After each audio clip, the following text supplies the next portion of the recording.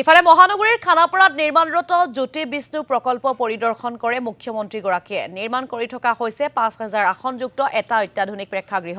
অহা ২৯ ডিচেম্বৰত কেন্দ্ৰীয় গৃহমন্ত্ৰী অমিত শ্বাহে মুকলি কৰিব জ্যোতি বিষ্ণু প্ৰেক্ষাগৃহ। এই প্ৰেক্ষাগৃহটো থাকিব অসমৰ বহু বৰেণ্য ব্যক্তিৰ কিছু সমলৰ সংগ্ৰহালয়।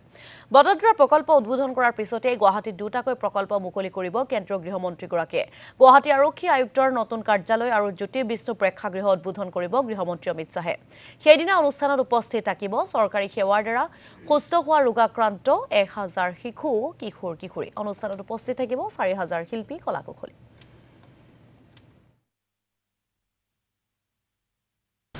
সেই ইণ্টিগ্ৰেটেড কমাণ্ড এণ্ড কণ্ট্ৰল চেণ্টাৰটো গৃহমন্ত্ৰী ডাঙৰীয়াই উদ্বোধন কৰিব।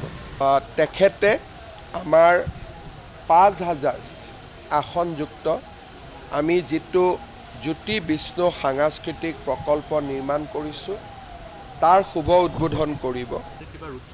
না, গুৱাহাটীত ৫,০০০ অডিটৰিয়ামৰ এখন সভা আৰু বৰদোৱাত ১,০০,০০০ মানুহ গোট খাব।